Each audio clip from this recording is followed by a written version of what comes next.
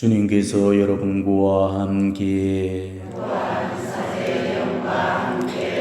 송 마테오가 전한 거룩한 복음입니다.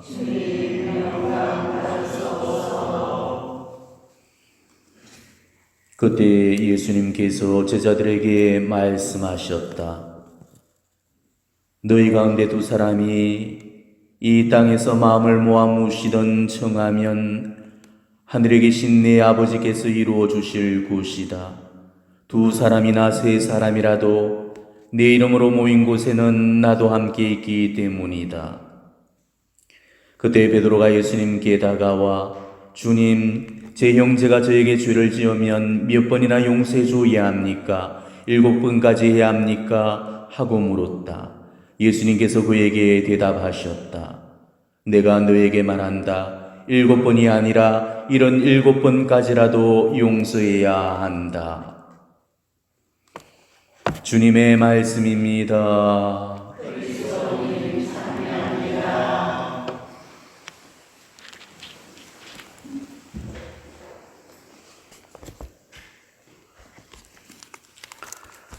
오늘은 6월 25일 6.25 사변이 발발한 지 69주년 되는 날입니다. 3년 전쟁 끝에 사망자 수도 무려 200만 명이 넘었던 우리 민족 최대의 비극이고 불행한 사건으로 기억이 되고 있습니다. 전쟁이 아무리 크든 작든 간에 전쟁 그 자체는 참으로 비참한 것입니다. 왜냐하면 무고한 그런 사람들이 피를 흘려서 죽어야 하기 때문이죠. 절대로 일어나서는 안 되는 그런 인류 최고의 그 불행이 전쟁이라는 사실을 우리는 다시 한번 상기를 하셔야 되겠습니다. 인류 역시 불행한 그런 일이 되겠지만은 하늘도 대단히 슬퍼하시고 아파하시는 것이 전쟁입니다. 사실 1950년 6월 25일에 발발했던 이 한국 전쟁이 성모님에 의해서 예고되어진 그런 전쟁이라는 사실을 아는 사람은 그렇게 흔치 않습니다. 성모님은 1950년 독일의 그 헤롤즈 학교에서 발현을 하시게 됩니다. 그리고 6월 16일 발현해서 이런 말씀을 하시죠. 사랑하는 아이들아, 기도하여라, 기도하여라, 기도하여라. 그리고 보속하여라. 곧 전쟁이 일어나게 될 것이다. 바로 한국 전쟁을 예고하셨던 겁니다. 그리고 6월 25일에 발현하셨으는 내도록 아무 말씀도 하지 않고 눈물만 흘리셨습니다. 눈물이 땅으로 뚝뚝 떨어져 내렸고 성모님의 발은 뾰족한 가시로 둘러싸여서 찔리고 있었습니다. 이때 목격 증인들이 물었죠. 사랑하는 하나님의 어머니 왜 우십니까? 그때 성모님께서는 사람들이 내 층을 듣지 않았기 때문이다. 이렇게 말씀하시면서 슬픈 표정으로 떠나가셨습니다. 그리고 몇 시간 후에 라디오에서는 한국 전쟁이 발발했다는 그 소식이 들려오게 되죠. 성모님께서는 스테파노 고피 신부님을 통해서 우리 한국 전쟁으로 인해서 비참한 그런 말로를 경험했던 우리 민족에게 다시금 새로운 희망을 고취시키는 그런 약속을 한 가지를 내셨습니다. 바로 평화를 선물해 주시고 통일을 선물해 주시겠다는 약조를 그 스테파노 고피 신부님을 통해서 분명히 이야기를 하셨습니다. 그리고 그 평화와 그 통일은 우리 인간의 어떤 방법으로도 성취되어질 수 없고 바로 티 없는 당신의 성신만이 우리에게 주고자 하는 선물이라고 그 때가 되면 반드시 우리 민족에게 평화가 올 것이고 통일이 도래하게 될 것이다. 이 예고의 말씀을 하셨습니다. 우리는 지금 그 평화를 위해 그리고 그 통일의 그날을 위해서 지금 빌고 있습니다. 물론 성모님께서 주시는 선물이겠지만은 그 평화는 또한 우리의 노력 요야에 의해서 더욱더 앞당겨지게 될 것입니다. 우리가 오늘 이 남북의 화해와 일치를 특별히 기원하면서 남북 통일 기원 미사로서 오늘 이 미사가 복원이 되었으면 좋겠습니다. 오늘 민족의 화해와 일치를 기원하는 그 미사에 걸맞게 오늘 복음의 그 주제도 우리에게 화해와 용서로 초대를 하고 있죠. 베드로가 예수님께 몇 번을 용서해라고 해야 되냐고 묻습니다. 그러면서 7번이면 되겠습니까? 라고 묻죠. 그 당시의 랍비들은 하나님이 인간을 3번을 용서하시기 때문에 우리도 3번까지만 용서하면 된다, 이렇게 가르쳤습니다. 그렇기 때문에 베드로는 그 배수를 더한 그 수를 예수님께 제시를 하면서 아마 7번 용서를 하면은 대단한 용서일 거다, 이렇게 생각을 하면서 예수님께 말씀을 드렸죠. 그렇지만 예수님께서는 무려 몇 번이라고 그랬습니까? 77번. 옛날 우리가 공동번역 성경에 보면 어떻게 되어 있죠? 7번씩 70번이라도, 그러니까 490번. 지금은 77번, 77번. 그러니까 490번보다는 77번이 조금 더 덜하니까 우리가 용서하는 그 횟수가 조금 덜해도 된다, 이렇게 생각하겠지만은 실제로 용서라는 것은 한 번도 하기가 어려운 것입니다. 그러니까 77번이란 409번이나 매양 마찬가지죠. 그러니까 이 말씀은 그 용서는 어떤 제한도 어떤 한계도 있어서는 안 된다라는 그런 의미로 오늘 예수님께서 주셨던 것입니다. 자, 그렇다면 여러분은 인생을 살아오시는 동안에 몇 번을 용서해 오셨습니까? 아마 우리 중에 누군가를 미워해 본 적이 없는 그런 사람은 한 사람도 없을 겁니다.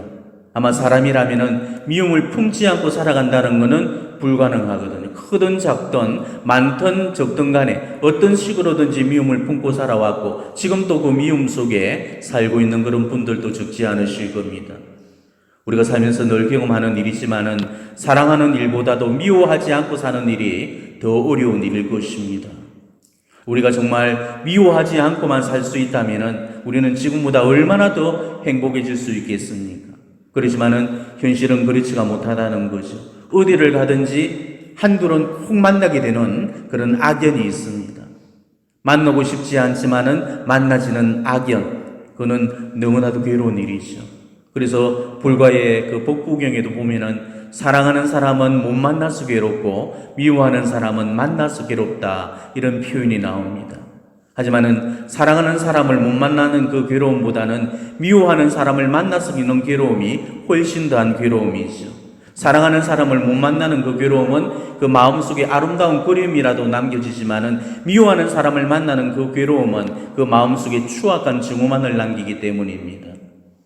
자, 그렇다면은 미움을 극복할 수 있는 그 방법은 과연 없는 것일까? 미워하는 사람과는 영원히 한편이 되어질 수 없을까? 우리는 이 물음에 대한 답을 내리기 전에 지금까지 우리는 어떤 식으로 미워하는 사람들한테 대응을 해왔는지를 한번 살펴보셔야 되겠습니다. 먼저 미운 사람 앞에서 우리가 처신할 수 있는 가장 손쉬운 방법이 있죠. 그는 바로 외면하거나 피해버리는 방법입니다. 여기에 걸맞는 속담이 있죠. 똥이 무서워서 피하나 더러워서 피하지. 안 만나고 안 보면은 그만이라는 그런 생각으로 그 사람과의 일체의 접촉을 끊고 단절을 해버리는 겁니다. 자, 이 방법은 우리 성당에서 서로 미워하는 교우들 간에 널리 사용되어지고 있는 수법이죠. 제가 사목 생활을 하면서 제일 많이 봐왔던 경우도 이런 경우였습니다. 앞자리에 앉은 그 사람이 꼴보기가 싫어서 맨 뒷자리에 앉는다든지, 왼편에 앉아있는 그 사람과 맞닥뜨리는 것이 싫어서 오른편으로 이동해서 앉아버리는 경우죠. 그 사람 만나기가 싫어서 밤모임에도 안 나갑니다. 그 사람 꼴보기 싫어서 레지오도 탈단을 합니다. 그 사람 꼴보기 싫어서 다른 성당을 다니게 됩니다. 안 보면 그만이기 때문에 제일 편하고 손쉬운 방법이죠. 그렇기 때문에 많은 사람들이 이 방법을 선택하고는 있지만은 사실 이 방법은 가장 최악의 방법입니다. 그리고 둘째로 많이 선택하는 방법은 상대를 아예 무시해버리고 모르쇠로 일관하는 방법이죠. 그 앞에 유형이 현실을 도피하는 경우라면은 이 방법은 상대의 존재감을 부정해버리는 경우입니다. 자, 앞에 유형이 똥이 무서워서 피하나 더러워서 피하지, 이런 식의 그런 접근이라면은 이 유형은 내가 뭐 죄 지었나, 피하긴 왜 피하나, 이런 식의 접근이죠. 예, 근데 성당에서 미워하는 사람과 딱 맞닥뜨려도 아예 인사도 안 하고 그냥 지나쳐버립니다. 아예 상대를 유령인간처럼 취급을 해버리게 되죠. 한 번은 사이가 나쁜 두 사람을 제가 유심히 관찰해 본 적이 있었습니다. 교무금 낸다면서 사무실에서 맞닥뜨렸는데 서로 인사는커녕 눈길도 안 마주치고 같은 내조를 하고 있는데도 입을 썩기는커녕 아예 쳐다도 봐주지 않는 거였습니다. 아예 상대를 유령인간처럼 취급을 해버리는 거죠. 자, 그렇다면은 여러분에게도 물어보겠습니다. 여러분한테도 아마 싫은 사람 혹은 또 미운 사람들이 다 있으실 겁니다. 자, 여러분은 지금까지 미워하거나 싫어하는 그런 사람들한테 어떤 방식으로 대처해왔는가를 한번 살펴보시기를 바랍니다. 우리 역시도 이 두 가지 반응을 보이고 있을 겁니다. 전자처럼 피해버린 거다, 아니면 후자처럼 무시로 일관하는 거죠. 자, 만일 여러분이 이 두 가지 방법으로 그 미움의 문제를 접근했다면은 아마 지금도 여러분은 그 사람과의 문제를 해결하지 못한 채로 지금도 여전히 그 사람을 미워하고 싫어하고 있을 겁니다. 단지 피하거나 무시해버렸기 때문에 겉으로는 별일 없는 듯이 보이지겠지만은 그 여전히 서로의 관계는 거북하고 불편해질 겁니다. 그렇기 때문에 회피하거나 외면하는 것은 이거는 해결책이 아닙니다. 관계를 더 악화시키는 그런 요인만 될 뿐이라는 거죠. 그것은 관계의 회복이 아니고 관계의 단절만을 가져올 뿐입니다. 회피하면 회피할수록, 외면하면 외면할수록 오히려 서로한테 가지는 그 감정만 더 나빠지게 되어 있고, 시간이 가면 갈수록 회복이 불가능할 정도로 그 관계성이 악화가 되어버리고 맙니다. 때문에 피하거나 무시하는 것은 우리 인간관계에서 가장 위험한 그런 선택입니다. 왜냐하면 어떠한 경우에서라도 단절만큼은 안 됩니다. 단절이란 것은 말 그대로 끊어내는 거죠. 그 사람을 내 관심의 영역에서 밀쳐냄으로써 그 사람을 나하고는 아무 상관없는 그런 사람으로 만들어버리는 겁니다. 단절이 무서운 이유는 상대방에 대해 관심을 끊어버리기 때문에 가장 무서운 결과인 무관심을 불러오게 됩니다. 아시다시피 미움보다도 더 무서운 게 무관심이라고 그러죠. 자, 미워하는 것은 관심이라도 있다는 그런 말이 되겠지만은 무관심은 아예 관심조차 없다는 말입니다. 그래서 무섭다는 거예요. 많은 사람들이 이 미움의 문제를 단절이라는 그 방법으로 풀어내려고 하기 때문에 그래서 문제가 해결되기는 고사하고 오히려 더 큰 미궁속으로 빠져들고 마는 것입니다. 얼마 전에 형제 한 분이 술자리에서 싸워서 지금 성당에 안 나오고 계시다고 그럽니다. 또 어떤 형제 한 분은 누구 때문에 상처를 받아서 다른 성당에 다니고 계시답니다. 안 보고 안 만나고 상종 안 하면 그만이라는 그런 생각. 이보다 무책임하고 자기 인생 앞에 미안한 짓은 없는 겁니다. 그래, 맞아요. 안 보면 그만이고 안 만나면 그만입니다. 그 사람 안 만나도 만날 사람은 얼마든지 있죠. 그렇지만 그 사람은 절대 다른 사람으로 대체되어질 수가 없는 것입니다.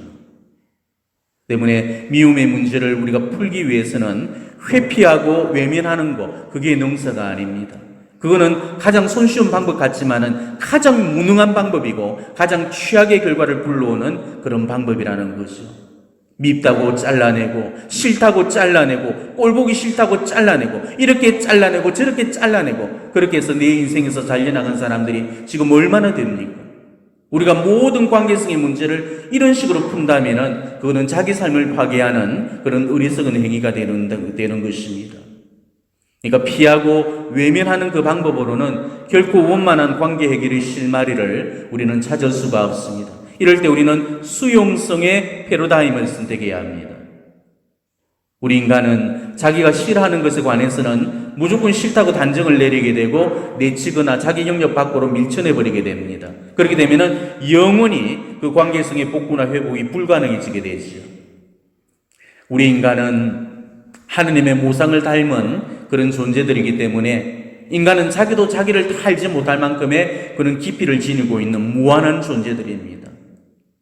자, 그런데도 우리는 얼마나 상대를 자기 기준에서 멋대로 재단을 하고 마치도 그 사람을 다 아는 것처럼 그렇게 평가를 내리게 돼 있죠.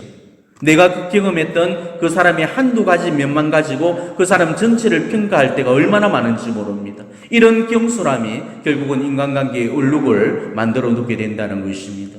우리가 정말로 겸손하다면 내가 알고 있는 그 사람에 관한 그 정보보다는 내가 모르는 그 사람에 관한 그 정보가 훨씬 더 많다는 그 사실부터 우리는 인정을 해야 됩니다. 그리고 그 사람에 대한 그 가능성과 그 잠재성의 문을 결코 닫아 걸어서는 안 된다는 것이죠.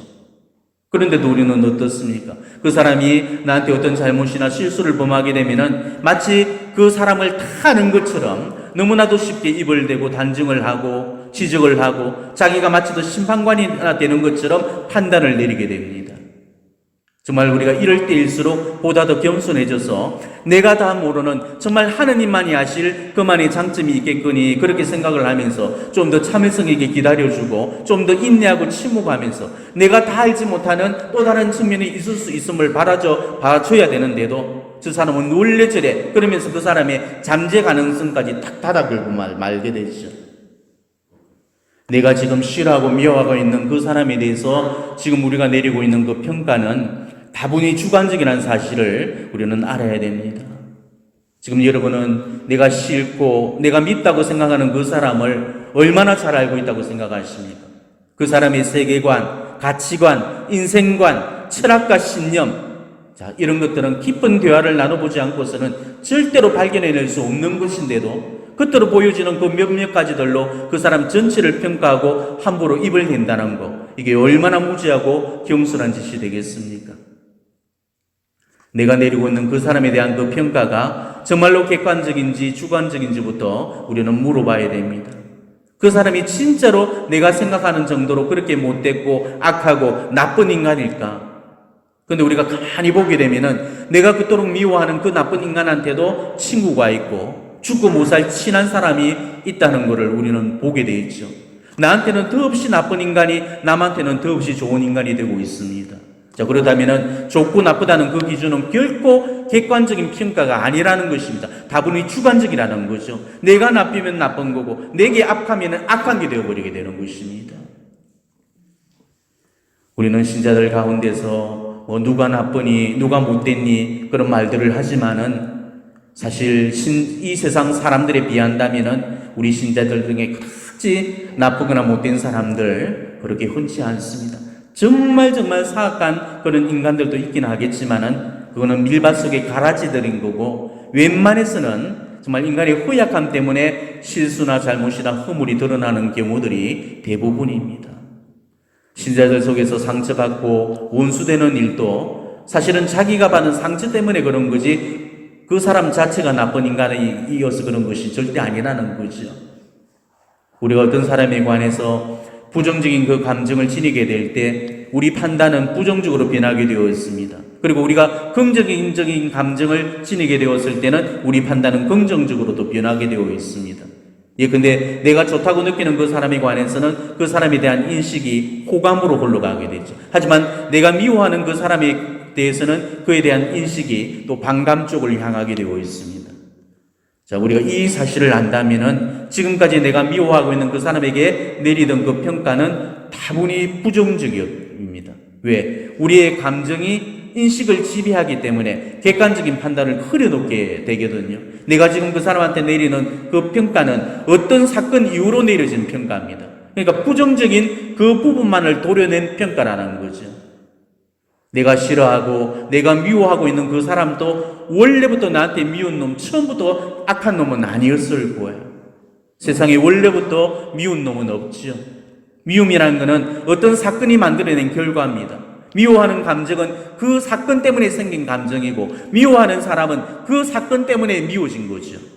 그렇기 때문에 이 철천지 원수간도 원래는 막역한 사이에서 금이 가고 벌어진 경우들이 허다히 많죠. 정말 잘 지내다가 어느 한 순간 어느 한 사건이 시발점이 되어서 이 둘의 관계를 악화시켜 놓는 경우들이 거의 대부분입니다.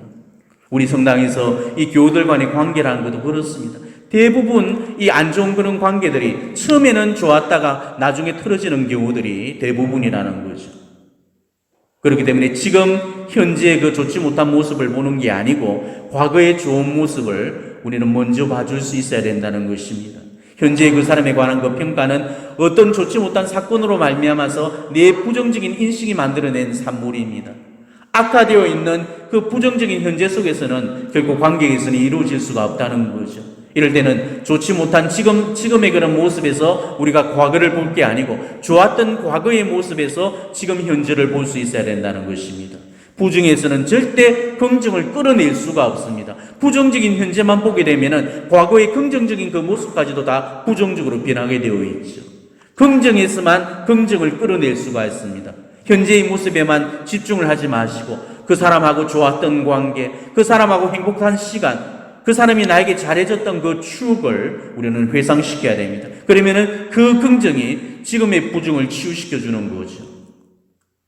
그렇기 때문에 혹시 이 성당 안에서 관계가 틀어져 있다면은 우선 그 사람에 대한 그 미움을 멈추시고 먼저 그 사람과의 그 지난 사건들을 회상해 보시기를 바랍니다. 그와 내가 언제 어디서 무엇을 어떻게 했더니 지금의 결과가 나왔다라는 그 진단이 필요한 거죠. 병을 고치려면은 먼저 진단을 받아야 되듯이 우리가 관계를 개선하려면은 관계의 진단부터 해봐야 됩니다. 자, 이 진단을 해놓고 보면은 그 사람을 싫어하고 미워하는 원인이 어떤 사건으로 인한 결과라는 사실을 우리는 알게 될 것입니다. 그 사건으로 말미암아서 그 사람에게 실망을 느끼고 서로 충돌을 일으키고 대립이나 갈등이 일어났다는 것을 우리는 발견할 수가 있다는 것이죠. 그리고 이 사실을 우리가 깨달았다면 이제 우리가 선택해야 할 그 방법은 두 가지입니다. 우리가 그 사람을 다시 수용해 드릴 수도 있고 거부해 버릴 수도 있다는 것입니다. 수용과 거부는 자신의 선택에 의해서 결정이 되는 거죠. 만일 어떤 사건에서 내가 그 원인을 찾는다면은 다시 그 사람을 수용해주고 다시 받아들일 수가 있을 겁니다. 우리가 그날 서로 술을 너무 많이 마셔서 그랬던 거고, 사소한 비밀을 내가 지켜주지 않아서 그랬던 거고, 어떤 문제로 입다툼을 해서 그랬던 거지, 그것만 아니었으면 사이가 틀어질 리가 절대 없었을 거다, 이렇게 여기게 될 겁니다. 하지만 내가 그 사람한테서 어떤 원인을 찾고자 한다면 나는 끝끝내 그 사람을 받아들일 수가 없습니다. 그 사람이 나쁘고 악하고 못된 사람이라서 그렇다고 단정짓는 아내는 절대로 그 사람을 용서해 주기가 힘들어지게 되죠. 그렇기 때문에 그 사람은 영원히 용서와 화해의 기회를 잃어버리게 되는 것입니다. 가장 고차원적인 사랑을 우리는 용서라고 부릅니다. 용서는 그 사람한테도 필요하겠지만은 미워하고 있는 나한테 더 필요한 것입니다. 왜? 상처는 결코 미움으로는 극복이 되어질 수가 없기 때문에 그 사람을 용서하는 길만이 나의 상처를 치유시킬 수 있는 유일한 그런 방법이 되기 때문입니다. 때문에 용서는 그 사람을 위해서도 필요하지만 나 자신을 위해서 먼저 필요한 것입니다. 때문에 우리는 나와 관계가 악화된 그 사람들과의 그 관계를 우리가 회복시키고자 하는 그런 노력들을 하셔야 됩니다. 먼저 그 사람과의 좋은 추억들을 떠올려 보시고 그 사람의 단점 속에 가려져 있는 그 장점부터 다시 찾아볼 수 있어야 됩니다. 나이가 들면 들수록 기억으로 사라져서는 안 되고 추억으로 살아가야 되는 겁니다. 기억으로 사는 사람은 정말 멋없는 사람입니다. 좋은 거 안 좋은 거 탁탁탁 기억해내면서 싸움닭처럼 그 시시비비를 가리려고 하지 말고 정말 안 좋았던 그런 기억들도 추억 속에 다 녹여버리고 안 좋았던 기억들도 좋게 생각을 하면서 추억의 선물로 간직할 수 있어야 됩니다. 이게 늙어가는 아름다움이 아니겠습니까? 우리는 늙어가는 것이 아니라 조금씩 익어가는 거라던 그 한 가수의 노랫말처럼 이 용서와 화해를 통해서 우리 인생의 열매가 무르익을 수 있는 것이죠. 언제나 좋았던 추억들, 행복했던 일들, 그 아름다웠던 그 순간을 회상하면서 잊지 못할 그 아픔도 우리가 잊어주시고 정말 용서하기 힘든 용서도 해보면서 화해와 용서로서 우리의 사랑을 완성시켜 나갔으면 좋겠습니다. 이 용서와 화해를 통해서 인생을 아름답게 완성해가는 그런 여러분이 되시기를 진심으로 축원합니다. 아멘.